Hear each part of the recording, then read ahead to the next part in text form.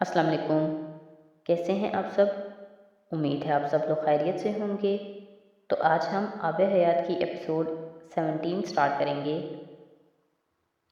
اسی لیے تو اس سے کہا ہے کہ امامہ کو وہیں رکھے، لاہور میں، اسلام آباد نہیں لائے۔ ویسے بھی پی ایچ ڈی کے لیے تو اسے اگلے سال چلے ہی جانا ہے، تب تک تو کور ہو سکتا ہے یہ سب کچھ۔ سکندر عثمان نے اپنے گلاسز اتارتے ہوئے کہا۔ وہ بھی سونے کے لیے لیٹنے والے تھے۔ طیبہ کچھ دیر خاموش رہیں، پھر انہوں نے کہا، مجھے تو بڑی عام سی لگی ہے امامہ، تمہارے بیٹے سے بہتر ہے۔ سکندر عثمان نے ترکی بترکی کہا۔ طیبہ کچھ ناراض ہوئی۔ کیوں؟ سالار سے کس طرح بہتر ہے وہ؟ اس کا تو کوئی مقابلہ ہی نہیں ہے۔ آپ خود ایمانداری سے بتائیں، ایسی کوئی بات ہے اس میں کہ 9 سال بیٹھا رہا وہ اس کے لیے؟ سکندر ہنس پڑے۔ اتنی ہنسی کس بات پر آ رہی ہے آپ کو؟ وہ چڑی۔ سکندر واقعی بہت خوشگوار موڈ میں تھے۔ میں واقعی بہت خوش ہوں کیونکہ میرا بیٹا بڑا خوش ہے۔ اتنے سالوں بعد اس طرح باتیں کرتے دیکھا ہے اسے۔ میں نے زندگی میں کبھی اس کے چہرے پر ایسی رونق نہیں دیکھی۔ امامہ کے ساتھ اس کی شادی ہو گئی ہے، میرے تو کندھوں سے بوجھ اتر گیا ہے۔ اس کے سامنے کتنا شرمندہ رہتا تھا میں، تمہیں اندازہ بھی نہیں ہے۔ طیبہ خاموشی سے ان کی بات سن رہی تھی۔ انہوں نے اعتراف کیا کہ وہ غلط نہیں کہہ رہے۔ نیند میں وہ اس کے ہاتھ میں رسیاں باندھ کر اسے کھینچ رہے تھے۔ رسیاں اتنی سختی سے باندھی ہوئی تھیں کہ اس کی کلائیوں سے خون رسنے لگا تھا، اور اس کے ہر جھٹکے کے ساتھ وہ درد کی شدت سے بے اختیار چلاتی۔ وہ کسی بازار میں لوگوں کی بھیڑ کے درمیان کسی قیدی کی طرح لے جائی جا رہی تھی۔ دونوں اطراف میں کھڑے ہوئے لوگ بلند آواز میں قہقہے لگاتے ہوئے اس پر آوازیں کس رہے تھے۔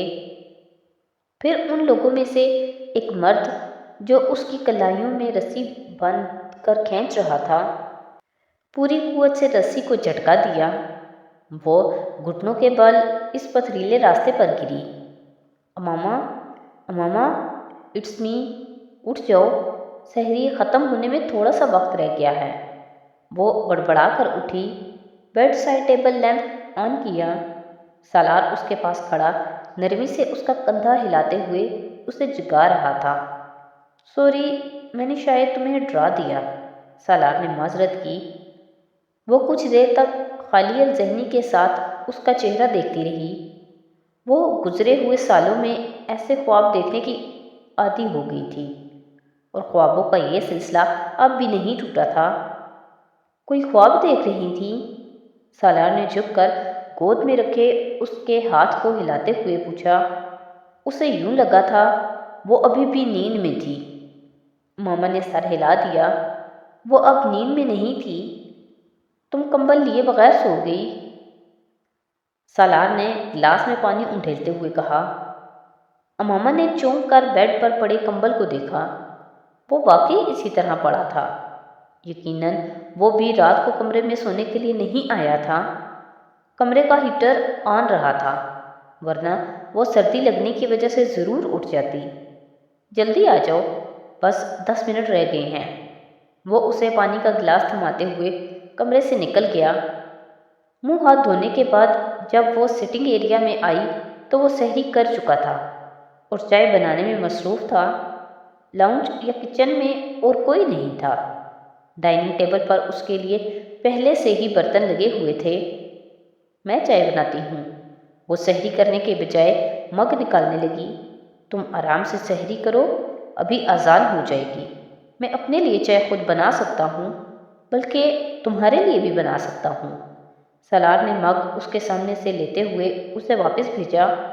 وہ کرسی کھینچ کر بیٹھ گئی۔ سب لوگ سو رہے ہیں؟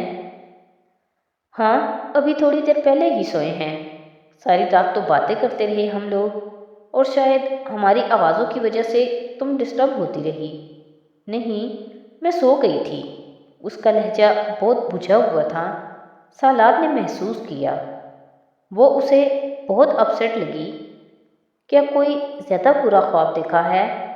وہ چائے کے مگ ٹیبل پر رکھتے ہوئے کرسی کھینچ کر اس کے پاس بیٹھ گیا۔ خواب؟ وہ چونکی۔ نہیں، ایسے ہی۔ وہ کھانا کھانے لگی۔ صبح ناشتہ کتنے بجے کریں گے یہ لوگ؟ اس نے بات بدلتے ہوئے پوچھا۔ وہ بے اختیار ہنسا۔ یہ لوگ؟ کون سے لوگ؟ یہ تمہاری دوسری فیملی ہے اب۔ ممی پاپا کہو انہیں، اور انیتا کو انیتا۔ وہ اس کی بات پر بے اختیار شرمندہ ہوئی۔ وہ واقعی کل رات سے ان کے لیے وہی دو الفاظ استعمال کر رہی تھی۔ ناشتہ تو نہیں کریں گے، ابھی گھنٹہ ڈیڑھ گھنٹہ تک اٹھ جائیں گے، 10 بجے کی فلائٹ ہے۔ سالار نے اس کی شرمندگی کو بھانپتے ہوئے بات بدل دی۔ صبح 9 بجے کی۔ اتنی جلدی کیوں جا رہے ہیں؟ وہ حیران ہوئی۔ صرف تم سے ملنے کے لیے آئے تھے یہ لوگ۔ پاپا کی کوئی میٹنگ ہے آج 2 بجے، اور انیتا تو اپنے بچوں کو ملازمہ کے پاس چھوڑ کر آئی ہے۔ چھوٹی بیٹی تو صرف 6 ماہ کی ہے اس کی۔ وہ بتا رہا تھا۔ چائے پئیں گے ناشتے کی بجائے؟ وہ تم بنا دینا، میں ابھی نماز پڑھ کر آ جاؤں گا، پھر ان کے ساتھ ہی آفس کے لیے تیار ہوں گا، اور انہیں ایئرپورٹ چھوڑ کر پھر آفس چلا جاؤں گا۔ سالار نے جمائی روکتے ہوئے چائے کا خالی مگ اٹھایا اور کھڑا ہو گیا۔ اماما نے کچھ حیرانی سے اسے دیکھا۔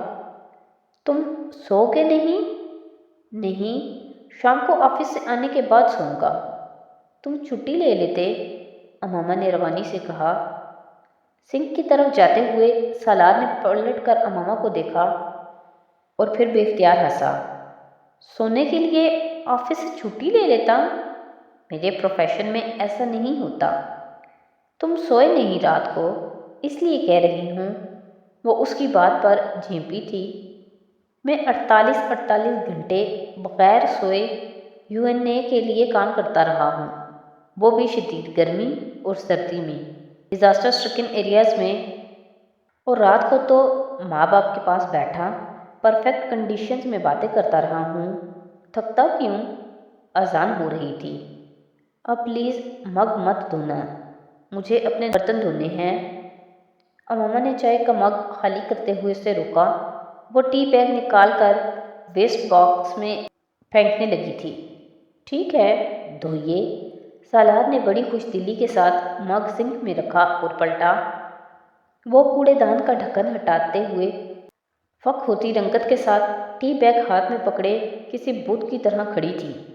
سالار نے ایک نظر اسے دیکھا، پھر کوڑے دان کے اندر پڑی اس چیز کو جس نے اسے یوں شاک کر دیا تھا۔ نان الکوہلک ڈرنک، وہ مدھم آواز میں کہتے ہوئے کچن سے باہر نکل گیا تھا۔ وہ بے اختیار شرمندہ ہوئی۔ اسے یقین تھا وہ اس کوڑے دان کے اندر پڑے جنجر بیئر کے اس خالی کین کو وہاں سے نہیں دیکھ سکتا تھا جہاں وہ کھڑا تھا۔ اس کے باوجود اس کو پتہ تھا کہ وہ کیا چیز دیکھ کر سکتے میں آئی تھی۔ اس نے جنجر بعد میں پڑا تھا، بیئر پہلے، اور یہ سالار سکندر کا گھر نہ ہوتا تو اس کا ذہن پہلے نان الکوہلک ڈرنکس کی طرف جاتا، مگر یہاں اس کا ذہن بے اختیار دوسری طرف گیا تھا۔ جھک کر ٹی بیگ پھینکتے ہوئے اس نے نان الکوہلک کے لفظ بھی کین پر دیکھ لیے تھے۔ کچھ دیر وہیں کھڑی وہ اپنی ندامت ختم کرنے کی کوشش کرتی رہی۔ پتہ نہیں وہ کیا سوچ رہا ہوتا میرے بارے میں، اور سالار کو بھی واقعی کرنٹ لگا تھا۔ وہ دونوں اپنے درمیان اعتماد کا جو پل بنانے کی کوشش کر رہے تھے وہ کبھی ایک طرف سے ٹوٹ جاتا، کبھی دوسری طرف سے۔ اس نے آخری بار شراب 8 سال پہلے ہی پی تھی، لیکن وہ انرجی اور نان الکوہلک ڈرنکس تقریباً ہر رات کام کرنے کے دوران پیتا تھا۔ اماما کو ویسٹ باسکٹ کے پاس شاکڈ دیکھ کر اسے یہ جاننے میں سیکنڈز بھی نہیں لگے تھے کہ ویسٹ باسکٹ میں پڑی کون سی چیز اس کے لیے شاکنگ ہو سکتی تھی۔ وہ کارپوریٹ سیکٹر سے تعلق رکھتا تھا، اور جن پارٹیز میں جاتا تھا وہاں ڈرنکس ٹیبل پر شراب بھی موجود ہوتی تھیں، اور ہر بار اس مشروب سے انکار پر کسی نے پچھلے 8 سال کے دوران شاید ایک بار بھی یہ نہیں سوچا ہوگا کہ وہ جھوٹ بول رہا ہے، کیونکہ ان میں سے کوئی بھی 9 سال پہلے والے سالار سکندر سے واقف نہیں تھا۔ لیکن وہ ایک فرد جو 2 دن پہلے اس کے گھر میں آیا تھا، اس کے پاس سالار کی کسی بھی بات اور عمل پر شبہ کرنے کے لیے بڑی ٹھوس وجوہات موجود تھی۔ یہ سب تو ہوگا ہی، ایسی حرکتیں نہ کرتا تب قابل اعتبار ہوتا۔ اب جب کہ ماضی کچھ اتنا صاف نہیں ہے تو اس پر اپنا اعتبار قائم کرنے میں کچھ وقت تو لگے گا ہی۔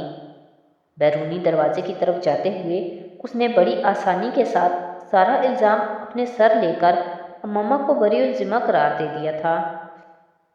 تمہارے کپڑے پریس کر دوں؟ اس نے بیڈ روم میں آ کر پوچھا۔ وہ ڈریسنگ روم میں وارڈروب کھولے اپنے کپڑے نکال رہا تھا۔ نہیں، میرے کپڑے تو پریس ہو کر آتے ہیں۔ ایک ہینگر نکالتے ہوئے وہ پلٹ کر مسکرایا۔ امامہ کو یکدم اپنے کانوں کے بندے یاد آئے۔ تم نے میرے ایئرنگز کہیں دیکھے ہیں؟ میں نے واش روم میں رکھے تھے، وہاں نہیں ملے مجھے۔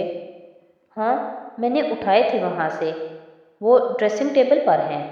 سالار 2 قدم آگے بڑھا اور ایئرنگز اٹھا کر امامہ کی طرف بڑھا دیے۔ یہ پرانے ہو گئے ہیں، تم آج میرے ساتھ چلنا، میں تمہیں نئے لے دوں گا۔ وہ ایئرنگز کانوں میں پہنتے ہوئے ٹھٹکی۔ یہ میرے ابو نے دیے تھے جب مجھے میڈیکل میں ایڈمیشن ملا تھا۔ میرے لیے پرانے نہیں ہیں، تمہیں ضرورت نہیں ہے اپنے پیسے ضائع کرنے کی۔ اس کا رد عمل دیکھنے کے لیے امامہ نے پلٹ کر دیکھنے کی زحمت تک نہیں کی۔ وہ بیڈ روم کا دروازہ کھول کر باہر چلی گئی تھی۔ وہ اگلے کچھ سیکنڈز وہیں کھڑا رہا۔ وہ محبت سے کی ہوئی آفر تھی جسے وہ اس کے منہ پر مار کر گئی تھی۔ کم از کم سالار نے یہی محسوس کیا تھا۔ اسے یہ احساس نہیں ہوا تھا کہ محبت سے کی جانے والی اس آفر کو اس نے ضرورت پوری کرنے والی چیز بنا دیا تھا۔ وہ مرد تھا، ضرورت اور محبت میں فرق نہیں کر پاتا۔ وہ عورت تھی، ضرورت اور محبت میں فرق رکھتے رکھتے مر جاتی۔ ڈاکٹر سبت علی کو اس دن صبح ہی سیدہ اماں سے طویل گفتگو کرنے کا موقع مل گیا تھا۔ وہ 2 یا 3 دن بعد ان کی خیریت دریافت کرنے کے لیے فون کیا کرتے تھے، اور آج بھی انہوں نے سیدہ اماں کی طبیعت پوچھنے کے لیے ہی فون کیا تھا۔ وہ ان کی آواز سنتے ہی پھٹ پڑی تھیں۔ ڈاکٹر سبت علی بے یقینی سے ان کی باتیں سنتے رہے۔ انہیں سیدہ اماں کی کوئی بھی بات سمجھ میں نہیں آ رہی تھی۔ آمنہ نے آپ سے یہ کہا ہے کہ سالار اپنی پہلی بیوی کی باتیں کرتا رہا ہے۔ انہیں لگا کہ انہیں سیدہ اماں کی بات سننے میں کوئی غلطی ہوئی ہے۔ وہ بیچاری تو روتی رہی ہے، فون پر بھی اور میرے پاس بیٹھ کر بھی۔ سالار نے اس کے ساتھ اچھا سلوک نہیں کیا، اس سے ٹھیک طرح سے بات تک نہیں کرتا وہ۔ بھائی صاحب، آپ نے بڑا ظلم کیا بچی پر۔ سیدہ اماں ہمیشہ کی طرح جذباتی ہو رہی تھیں۔ مجھے لگتا ہے کوئی غلط فہمی ہو گئی ہے۔ وہ دونوں تو پرسوں میرے پاس آئے ہوئے تھے، بالکل ٹھیک ٹھاک اور خوش تھے۔ ڈاکٹر سبت علی پریشان کم اور حیران زیادہ ہو رہے تھے، اور آپ کے گھر سے واپسی پر وہ اسے یہاں چھوڑ گیا تھا۔ وہ بیچاری ساری رات روتی رہی۔ آمنہ آپ کے یہاں رہی پرسوں؟ وہ پہلی بار چونکے تھے۔ تو آج کی ایپیسوڈ یہیں پہ ختم کرتے ہیں۔ نیکسٹ ایپیسوڈ کے ساتھ کل پھر حاضر ہوں گے۔ تو اگر آپ کو میری ویڈیوز اچھی لگ رہی ہیں تو پلیز میری ویڈیوز کو لائک کریں، میرے چینل کو سبسکرائب کریں اور اپنے فیملی اور فرینڈ کے ساتھ شیئر کریں۔ بہت شکریہ۔